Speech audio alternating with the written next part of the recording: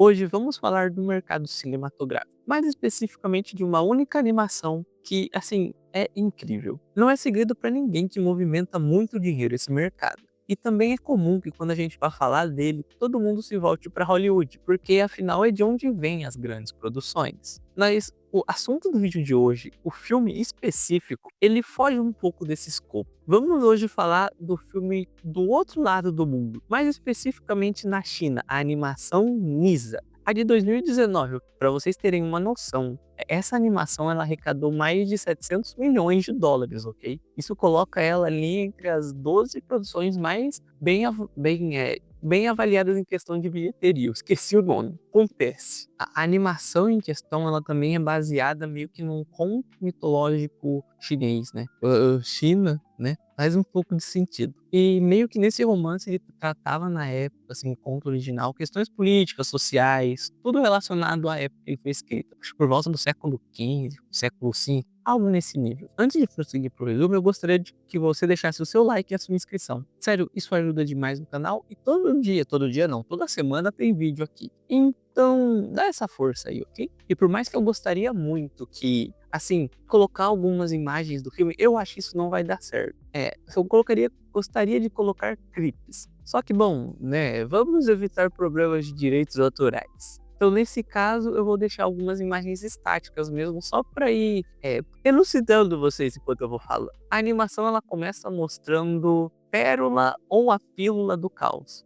Basicamente, esse negócio ele tinha duas energias opostas, o famoso Yin Yang, sabe? E ele conseguia absorver a energia do Sol e a energia da Lua. Dentro dessa pérola, então, tem aquela dualidade divina barra demoníaca, que é um conceito muito comum. E isso tornava também a joia extremamente poderosa e principalmente imparável. Então, vendo toda essa questão, esses problemas, o Senhor Supremo dos Céus, que é assim que eu vou chamar ele, enviou dois dos seus discípulos para tentar conter essa pérola. Um deles é o Tai e o outro é o Shen. Assim, eu tenho extrema dificuldade em falar os nomes, então eu não sei se eu estou pronunciando corretamente. Porque quando a gente assiste, a gente vê eles falando e parece até fácil. Aí você vai tentar falar e nem sempre dá certo. A personalidade dos dois já no começo do filme ela é extremamente diferente. Enquanto o Tai tenta convencer a Pérola conversando com ela e tudo mais, o Shen já é um pouco mais agressivo. Ele gosta de métodos mais práticos, vamos colocar assim. A Pérola do Caos, sem muita vontade de conversar, ela simplesmente manda o Tai pra longe. O Shen dá uma risadinha e parte pra cima achando que ele ia conseguir vencer ela na porrada. Só que mesmo assim também não dá muito certo, né? O cara até tenta usar lá a sua espada chicote elétrico, prende a coisinha e lança um raio nela, só que a Pérola do Caos ela tem a capacidade de absorver a magia, energia e tudo mais. Então isso também foi meio que inútil e ele também é mandado pra longe junto com o Tai. Essa cena de luta ela é muito legal porque ela dá ali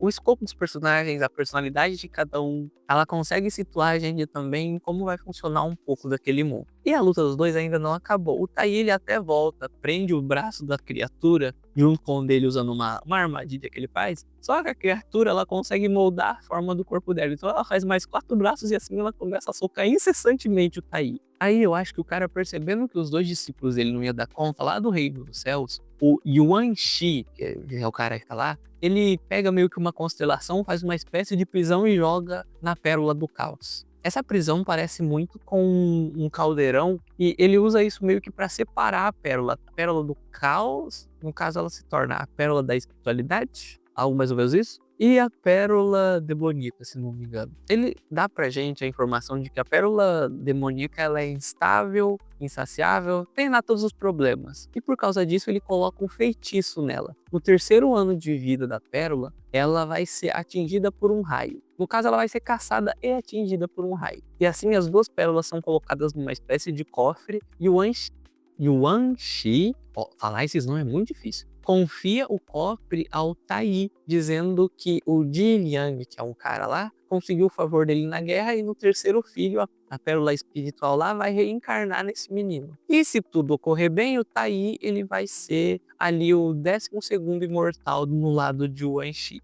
O Shen não gosta muito disso, tá? O Shen tá com um pouco de inveja e se sente deixado de lado. Então, um tempo depois, o Ji Liang tá lá acompanhando a esposa dele, Yin, que tá grávida, e eles estão indo pro templo prestar ali as suas homenagens. E Tain já surge para dar as notícias de tudo que vai acontecer. E depois de mais um tempo, com a Yin prestes a dar a luz ao menino, tá todo mundo se preparando. O Tain tá ali cuidando do cofre já, para na hora que tudo ocorrer bem, ele liberar o cofre e a pérola espiritual já reencarnar no menino e ele conseguiu ascender como ali um imortal. Só que nessa, o Shen, que é o irmão dele, também está se preparando para armar um plano e roubar a pérola espiritual e não deixar isso acontecer. Nesse caso, ele usa talismãs de controle mental para conseguir organizar as coisas e conseguir roubar a pérola sem muitos problemas. As pessoas que estão sendo controladas levam bebidas ao Tain para deixar ele ali um pouco fora do que ele tem que fazer, sabe? Fora da missão, deixar ele bêbado e fazer ele dormir. Só que isso não serve de muita coisa porque só o Tain consegue mexer do cofre. O Jiliang, ele chega lá por sorte, porque a mulher dele já tá gritando ensandecidamente porque a criança não quer sair de jeito nenhum. E como o Tain tá desmaiado no chão, o Jiliang precisa acordar ele. A solução incrível é dar inúmeros socos na barriga do cara até ele botar a bebida pra fora. E realmente isso acontece. Só que aí, depois que ele vai lá, abre o cofre, mas começa o conflito um pouco maior, porque as pessoas tentam realmente pegar a pérola, duas especificamente. Um cara é impedido pelo Jiliang, mas o outro, os três se distraem e ninguém percebe, ele cata a pérola e é isso. Então, o controlado que tá ali, nessa hora, ele acaba iniciando o processo de reencarnação das pérolas. Só que ele não vai reencarnar a pérola espiritual, porque essa ele vai levar pro Shen. Ele acaba colocando a pérola demoníaca no lugar, o que libera tudo isso na criança. E assim, nessa hora o Shen ele consegue a pérola espiritual sem ninguém saber e simplesmente vai embora. E a criança acaba reencarnando então com a pérola demoníaca. E como o Yushen lá, o Senhor Supremo dos Céus, falou que quando a criança nascesse era para colocar o nome dela de Nisa, foi exatamente isso que eles fizeram, mesmo não sendo exatamente do jeito que ele falou que ia acontecer. E quando o Nisa nasce, as coisas já começam um caos, porque ele já começa nascendo destruindo tudo.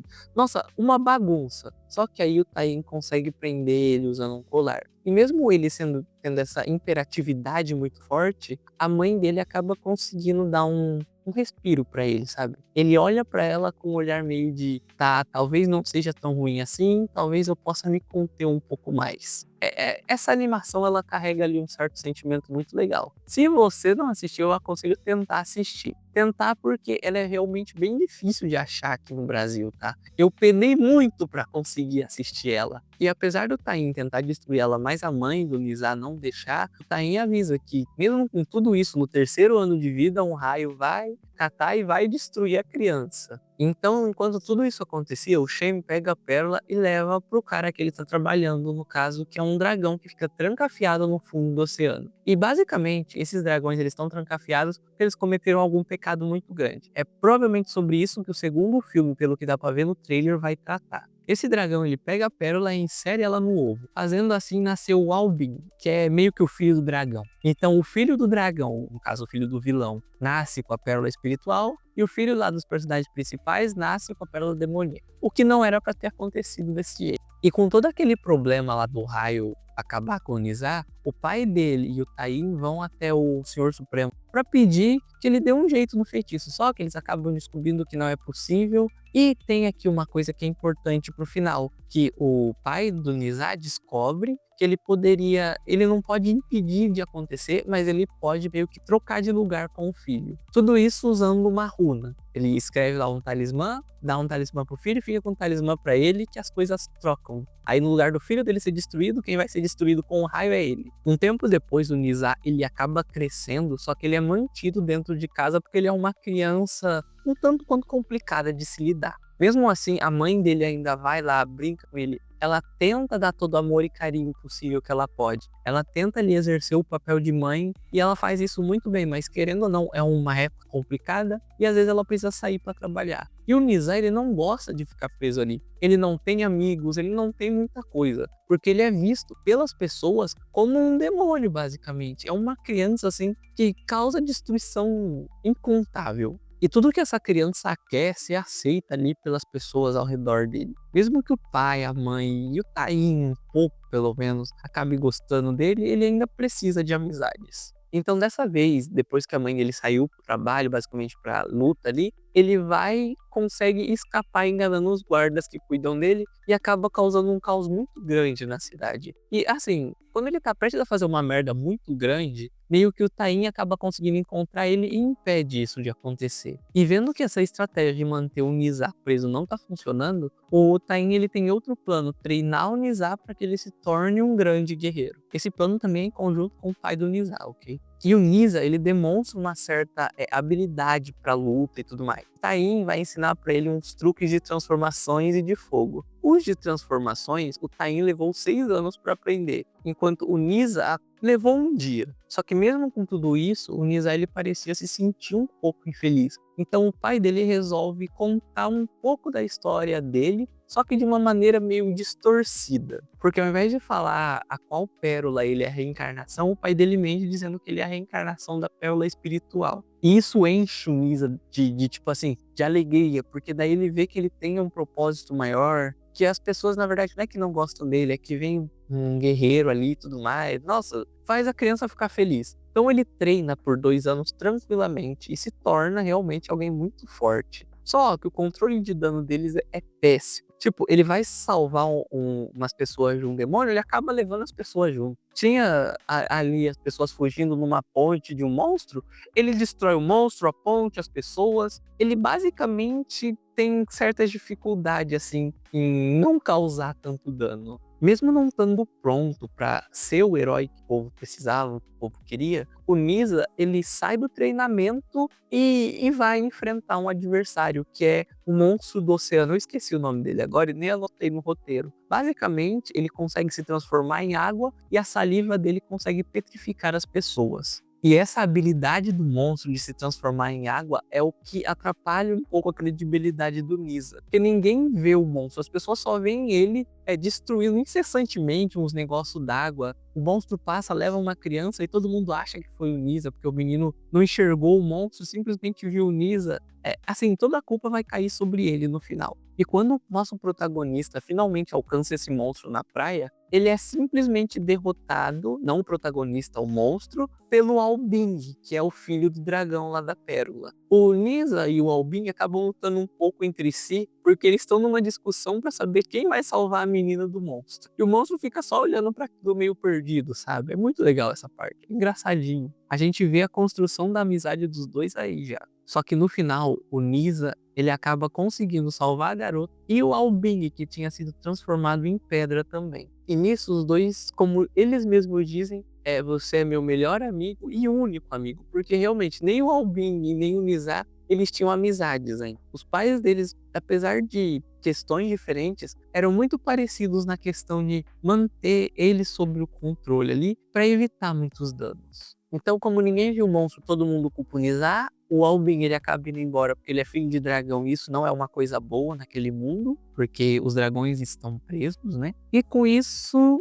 o Albing também fala sobre ter feito um amigo ali e todo mundo, no caso a família dele, que são os dragões e o Shang, simplesmente falam que isso não existe, que a amizade é uma coisa vazia, enchem a cabeça do menino com alguns problemas aí. E também rola uma última revelação no momento em que ele fala o nome do Nizar. O Shang diz pra ele que ele é o inimigo mortal do Albing, que os dois vieram quase da mesma coisa, mas enquanto um é fruto da pérola espiritual, o outro é fruto da pérola demoníaca. Aí o dragão trancafiado faz meio que uma chantagem emocional, dá pra dizer, dizendo que o Albing é a única chance deles escaparem dali e recuperarem o mundo deles. Tendo a sua cabeça enchido com o pensamento de outras pessoas, o Albing acaba aceitando o destino que lhe é imposto. Enquanto isso, o Nizar ele tá preso no quarto sem comer há 3 dias. Ele tá triste, né? Todo mundo enxerga ele como um monstro. Apesar de tudo que ele fez, apesar dele ter salvado a menininha, meio que as pessoas não conseguiam enxergar um lado bom nele. E aí a mãe dele, pra alegrar ele, propõe uma festa de aniversário.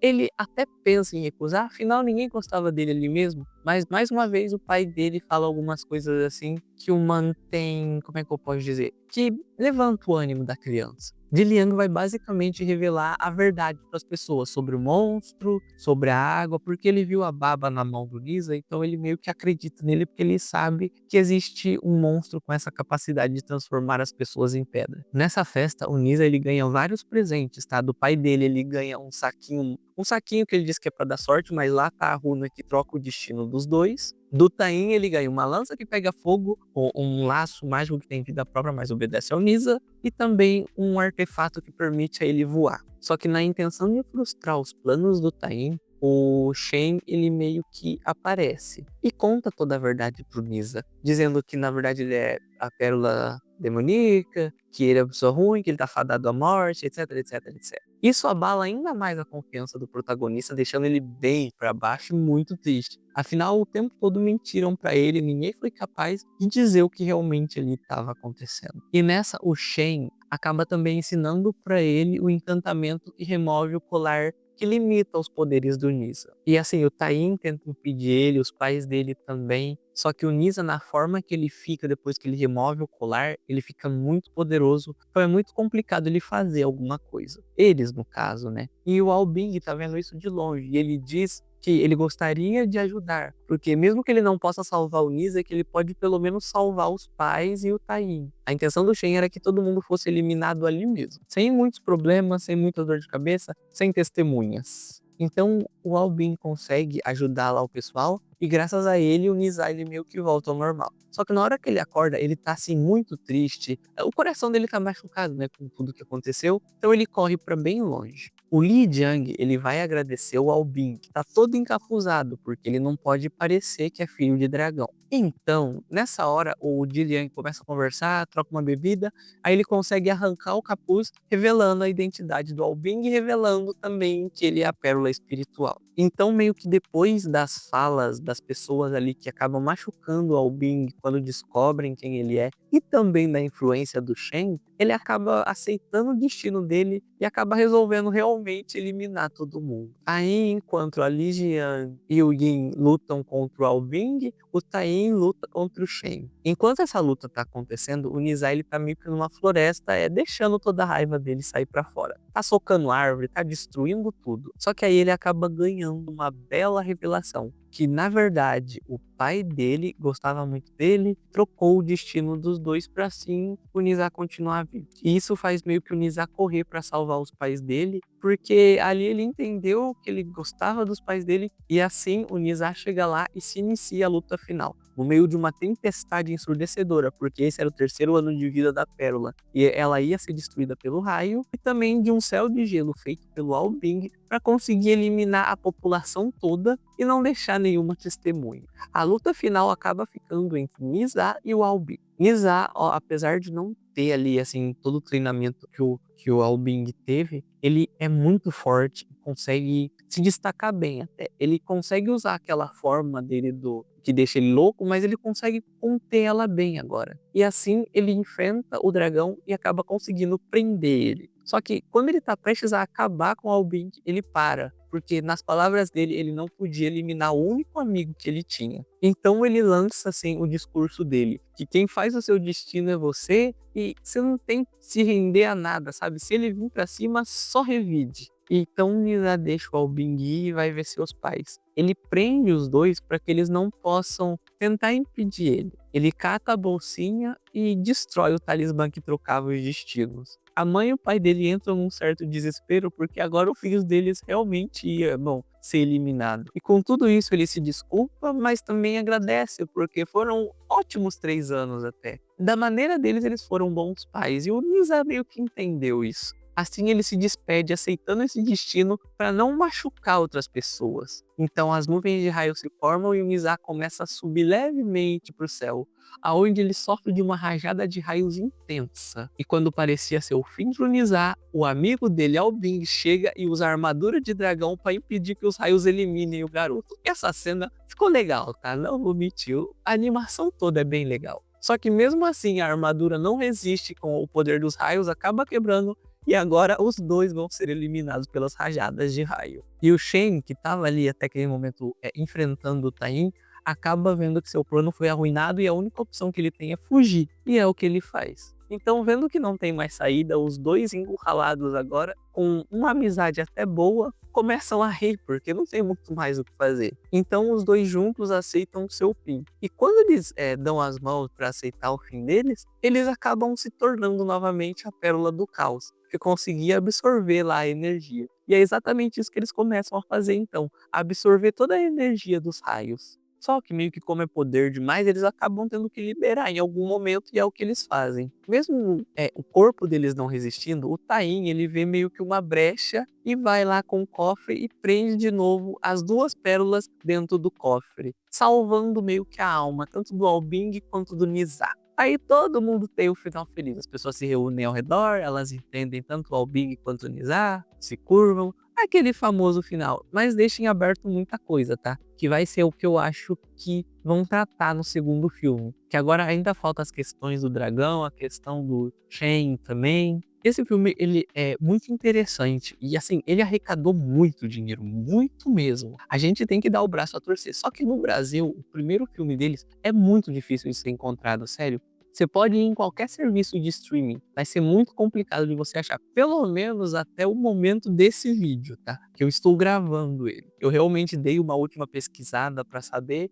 mas nada muito que diga: "Não, dá pra você assistir aqui". No YouTube tem alguém que disponibilizou, no entanto, não tá disponível no Brasil também. Aí o jeito seria você usar uma VPN para conseguir assistir. Mas ao que parece, o segundo filme tá para ser lançado dia 25 de setembro. Tem até um trailer dublado, que eu achei muito interessante. No mais, se você assistiu Nisa, o que você achou? E se você não assistiu, você vai tentar alguma coisa para assistir ele? Porque sinceramente eu acho que vale a pena. É uma animação muito legal. Poderiam disponibilizar no Brasil, já que o segundo filme vai sair por aqui também. No mais é isso, pessoal. Espero que tenham gostado desse vídeo. Muito obrigado e até a próxima.